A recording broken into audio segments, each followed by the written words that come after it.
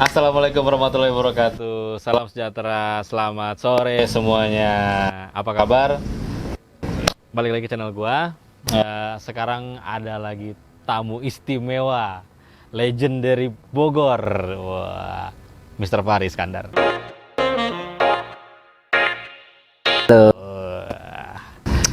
Mas Fahri, Ya. apa kabar? Baik, Mas Ridwan. Gitu.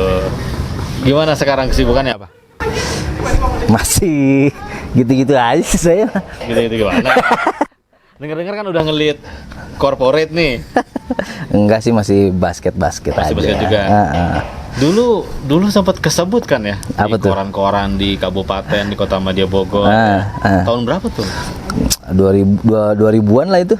2000-an. Waktu masih sekolah. Ya sayangnya mungkin dulu belum ada sosial media ya. Belum, Ya, sekarang kan Belum, paling belum. masih ngandelin koran aja gitu ya. Tuh udah ngelewatin apa aja tuh Mas dari SMP karir basketnya? Pro ya?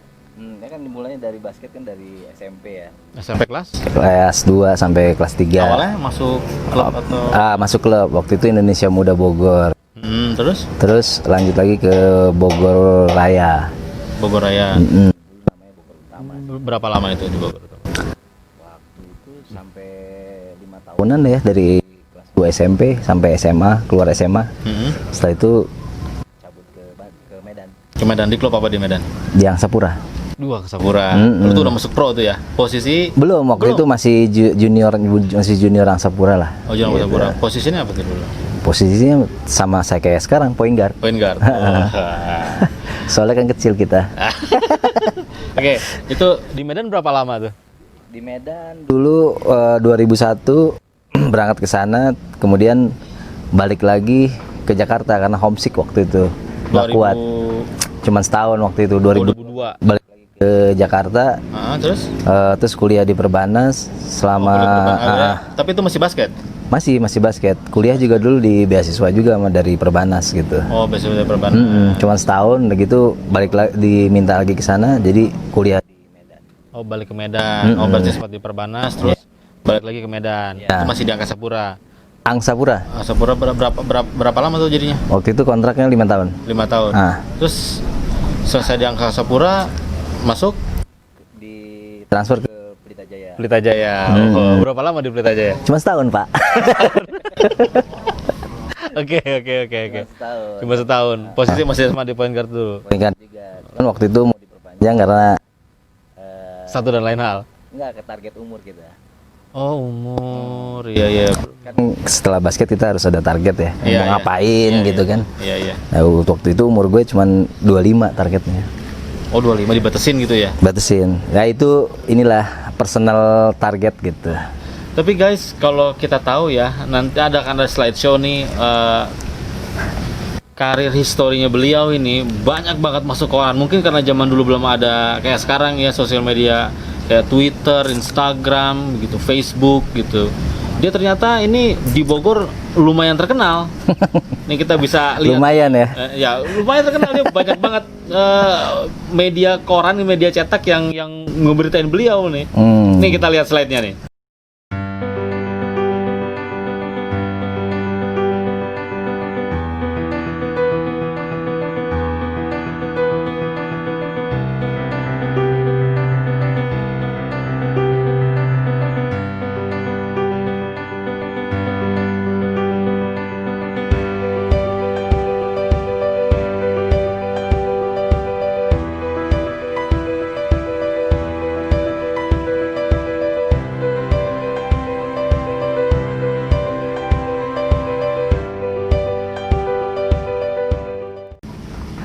Nah, jadi di Pelita Jaya cuma setahun. Setelah itu kemana?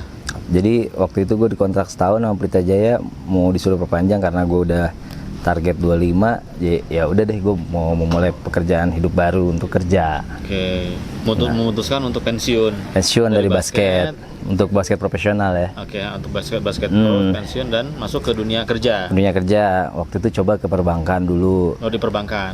Perbankan Berapa setahun. lama di perbankan? Setahun. Setahun. Habis perbankan terus nyoba lagi di telco, dunia telco. Oh, dunia telco. Berapa lama di telco? Telco lumayan lama tuh, 3 tahun. 3 tahun. Nah habis dari telco baru lanjut lagi ke dunia migas. Ke migas.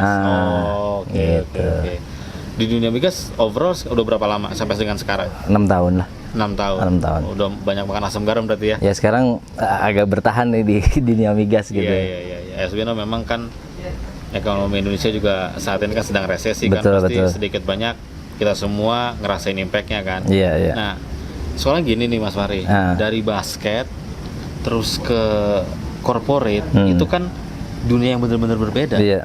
Ya kan, benar-benar totally different gitu. Nah, gimana cara ngadaptasinya gitu loh? Gimana cara ininya gimana gitu loh? Sebenarnya sih corporate sama dunia sport sebenarnya nggak jauh beda juga, karena poin-poin dari sport juga bisa diterapkan juga di corporate, seperti kayak kan kalau di corporate itu ada tim ya. Kita semua kerjanya as tim yang division di situ gitu. Nah di basket juga seperti itu, kita komunikasi antar pemain gitu kan. Kita bisa ngehargain pelatih, hargain teman gitu. Kita menutup salah satu satu sama lain lah. Iya. Intinya gitu, saling menutupi gitu. Tapi di situ ada competition juga gitu. Gitu. Di situ ada competition juga yang buat kita memacu diri untuk improve gitu. Iya. Selalu achieve target lebih baik, Betul, kita harus ada target lah. Gitu. Oke.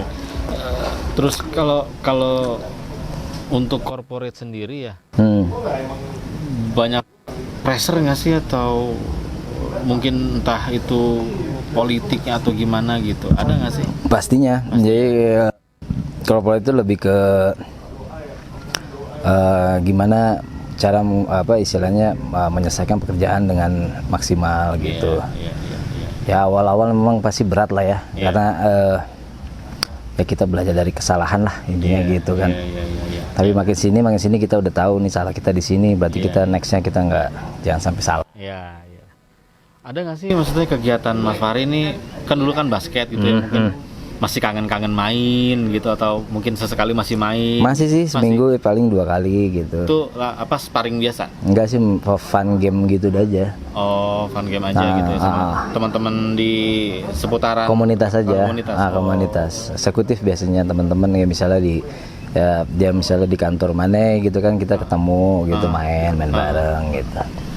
Keluarga sendiri dari awal misalkan pas memutuskan untuk terkait masalah ini ya, misalkan memang kan ditargetnya di masa lalu ya, ada nggak sih sedikit rasa duh gue sebenarnya masih pengen main nih basket gitu, karena ada nggak sih rasa?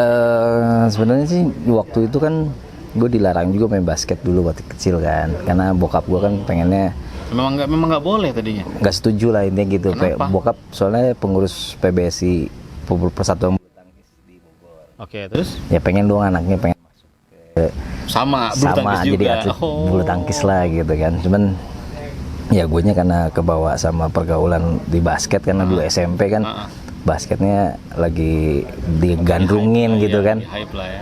Ya udah akhirnya jadi ke basket. Awal-awal sih nggak setuju tuh bokap, tapi setelah lihat upaya anak untuk ya istilahnya menjadi pemain, ya dia akhirnya luluh juga gitu. Pernah cedera nggak selama karir di basket gitu? Paling parah sih waktu itu hamstring waktu itu. Hamstring itu apa ya? Hamstring itu otot paha belakang. Ketarik gitu. Putus.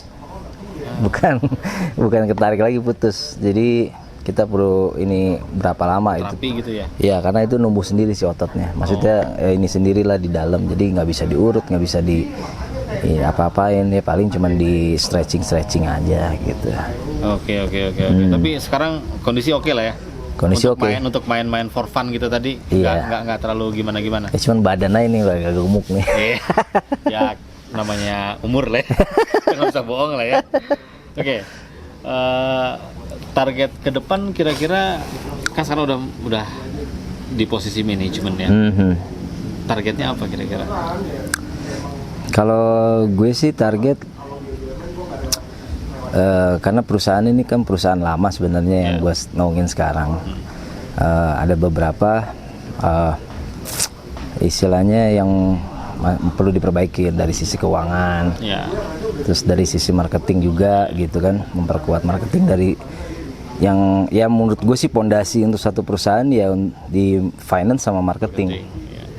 Menurut gue sih gitu. Jadi ya itu yang gue lagi pelan-pelan untuk memberesi ya, mudah-mudahan sih dengan sumber daya yang ada dan bisa kita maksimalin.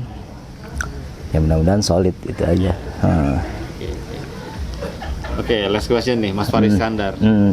Where are you in the next 5 years? Where are you? Udah gimana nih? Ya, maksudnya 5 tahun ke depan. Ini ngebayanginnya jadi apa nih? Posisinya nih. Faris Iskandar akan jadi seperti apa di 5 tahun ke depan? Gue sih tipikal yang nggak ambisius banget ya untuk menjadi satu satu top of the man lah istilahnya. Gue sih nggak terlalu ya istilahnya gimana apapun caranya kita ini, enggak sih. Gue cuman yang ada yang paling deket ya itu yang gue beresin gitu. Planning ke depan tetap ada, cuman kita beresin dulu dari step by step lah. Gak usah muluk-muluk ke yang jauh. Misalnya gue mau jadi satu istilahnya TBK gitu perusahaan sih enggak juga, cuman ya kalau misalnya ada jalan ke situ ya pasti diambil. Tapi kalau misalnya enggak ya kita bertahan aja apa yang ada gitu. Berarti pikirannya nggak muluk-muluk, kita jalanin apa yang di depan kita semaksimal mungkin supaya ke depan tuh jauh lebih baik. Betul. Oke. Berarti kalau untuk 5 tahun ke depan visinya itu dulu lah ya. Iya. Nggak muluk-muluk ya. Iya. Ada hobi lain nggak sih selain basket gitu atau apa? Sekarang lagi coba sepeda juga. Sepeda? Apa mountain bike, road bike? Road bike, lagi coba road bike. Udah berapa lama? Sekitar 3 bulanan lah ya. 3 bulanan baru. Itu ikut komunitas juga atau? Ikut ke komunitas di Bintaro sama di dalam kota tuh ada komunitas. Oke. Oke. Kalau misalkan ada tawaran nih, entah dari ente di mana gitu, misalkan ayo manage basket gitu misalkan, entah dari Perbasi atau manapun itulah. Kira-kira minat nggak? Enggak. Apa basket itu bukan jadi passion lagi atau gimana? Dulu kan ya kalau misalnya dibilang hidup gue 70% basket gitu dulu ya. Gitu awalnya karena masalah kan emang nggak hobi kan? Maksudnya? Tadi kan bokap kan di yang bulu tangkis itu. Iya. Terus atau emang passion atau gimana? Enggak, soalnya dari gue lihat kalau pas waktu itu basket bisa ini jalan gue nih istilahnya gitu. Ya 75% hidup gue semuanya sampai sekarang tuh awalnya dari basket. Gitu. Jadi gue pikir kalau tawaran itu kenapa gue ambil, karena ya basket sekarang udah bukan jadi ini fashion gue lagi gitu. Jadi gue sekarang ya gimana caranya hidup ya jalanin aja gitu deh, realistis aja gitu. Kalau sekarang masa pandemik ini yang lagi serba sulit gini, buat gua udah masih bisa bertahan aja, gua sudah syukur gitu kan istilahnya gitu. Ya kalau ini sosok Mr. Faris Iskandar memang orang yang sangat realistis gitu melihat keadaan gitu kan, nggak muluk-muluk lah ya kan, yang ada kelihatan depan mata ya diselesaikan sebaik-baiknya, dipergunakan sebaik-baiknya. Yang misalkan ada kesempatan mungkin bisa menggarap kesempatan yang lebih besar lagi di kedepan harinya gitu ya. So kemarin soalnya gue lihat podcastnya si Bolot sama si Deddy Kobuzer, itu dapet pesen banget gue. Apa tuh? Dari ada 3 hal yang si Bolot bilang. Yang pertama itu tidak ambisius, yang kedua itu tidak syirik, yang ketiga itu banyak sedekah. Menurut gue itu 3 itu ya bagus lah kita ini untuk bisa dijadikan prinsip lah ya. Ya untuk kita hidup tuh nggak usah lagi jadi beban yang besar istilahnya gitu.